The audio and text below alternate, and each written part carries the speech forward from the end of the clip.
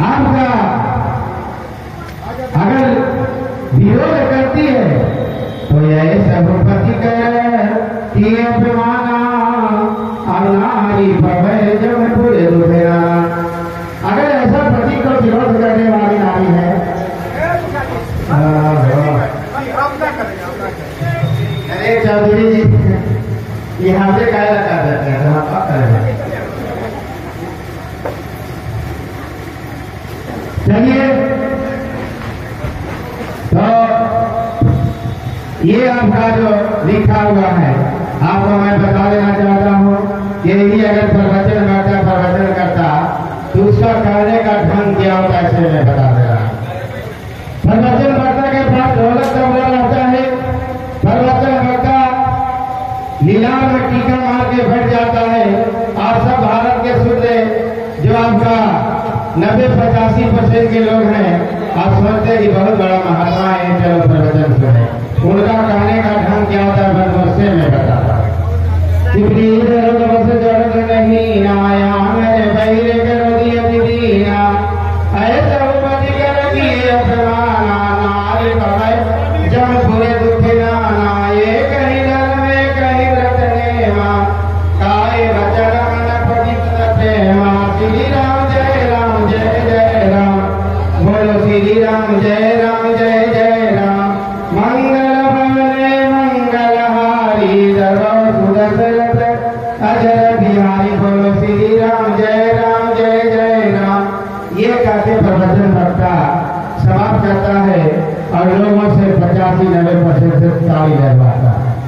तब तक कौन आपका प्रवचन में गाली दे दिया, इसी के तो ललित सिंह यादव ने आपका उल्लेख करके और आपको सामने किताब लिखा है बंधुओं। तो इसलिए मैं कहूँगा ये जो आपका किताब लिखा हुआ है, आपका किताब जो रामायण लिखा हुआ है, रामायण लिखने में कितना दिन लगा?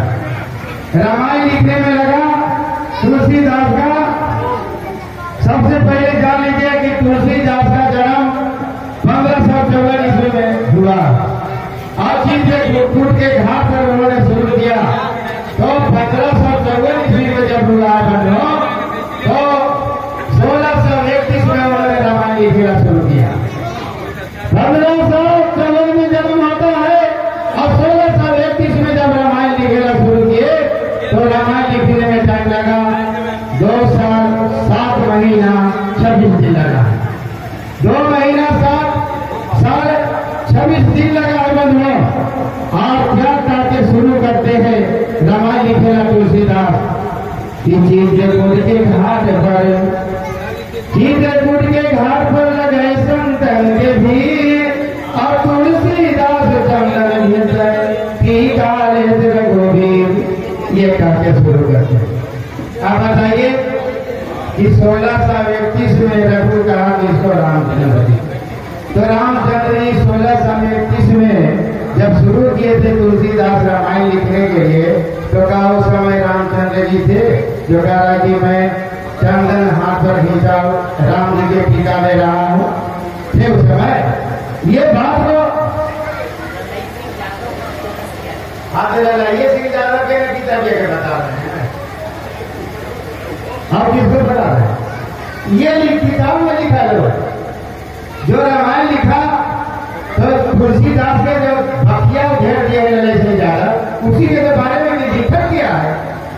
समझ लो जब इस बात को कहा, अब बताइए इधर आपको ललित सिंह यादव जो इसका उल्लेख दिया और जो इन्होंने सची रामायण के चाबी लिखा, इसी के तो तरुण माने होता है जवानी अवस्था, और जवानी अवस्था में नारी विधवा जब होती है, इसलिए कि पहिलिका जन्म में दूसरे पुरुष से शारीरिक संबंध शादी थी, इसलिए इस जन्म में तरुण यानी जवानी अवस्था में विधवा हो जाती है। ये आपका तुलसीदास ने लिखा है बलुआ, जिसको आपका रामास्वामी नायकर और नरेश सिंह यादव ने इसको पेश किया और कहा कि तुलसीदास पुरुष होते हुए पुरुष के बारे में नहीं लिखा। मान लिया कि महिला तरुण अवस्था में विधवा हो जाती है, अब पुरुष का गलती करता है कि तरुण अवस्था में विधुर हो जाता है। दोनों तरफ की बात लिखना चाहिए था, लेकिन एक तरफ के लिखा है, एक तरफ का नहीं लिखा हुआ। तो बोलो, मैं तमाम लोग से पूछना चाहता हूं कि ऐसा तुलसीदास ने लिखा कि जो विधवा तरुण अवस्था में विधवा हो जाती है, वह विधवा अपना ब्राह्मणवाद पठनवाद से जो विवाह होता है उसमें विवाहन करने के लायक भी अपना बेटा को नहीं रहती है। इसलिए कहता है कि इसको आज्ञा में मत आने देना, ये जो है सही विधवा है, इसलिए अपना बेटा को विवाह नहीं सकती है। इसलिए धर्म ग्रंथ के अनुसार ऐसा नारी खराब होती है।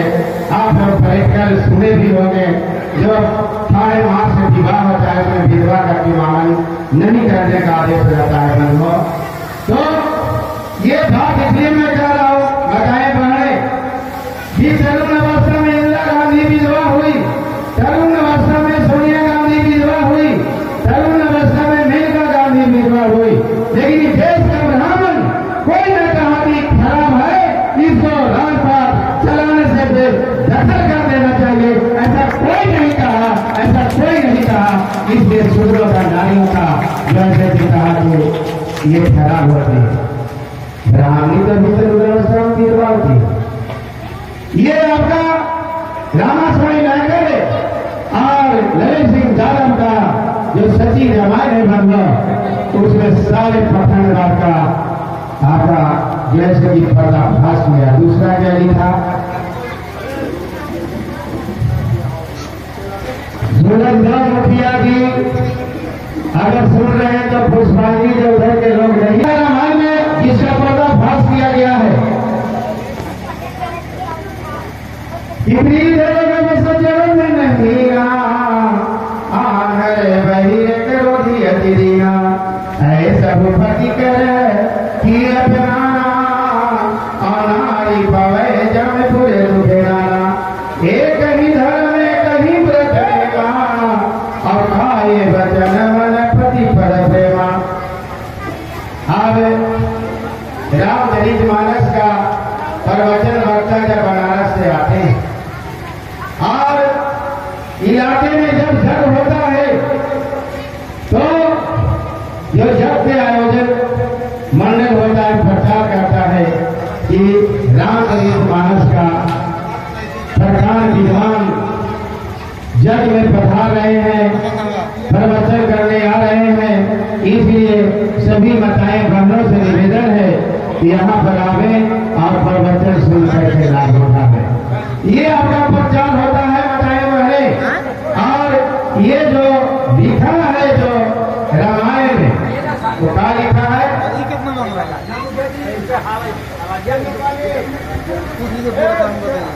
अरे भाई सुनाई देगा कि बैठाइए नहीं, अच्छा ठीक है। तो सबसे पहले ये जो लिखा कि फ्री दरों का बस जरूरत मिला, तो सबसे पहले मैं बताना चाहता हूं कि वृद्ध कहते हैं बूढ़ा को, वृद्ध कहते हैं बूढ़ा को, और तुलसीदास कहते हैं कि अगर 50-60 वर्ष के बूढ़ा हो और अगर 20 वर्ष की बेटियां से शादी कर लो, भी देवों को जड़ नहीं ना आधर वही करोगी अधीना। तो चाहे बूढ़ा हो, वृद्ध हो या आधर वही लांगड़ को भी है, उससे ब्याह कर दो तो इसको विरोध करने की जरूरत नहीं है। देखिए लोगों का ये आपका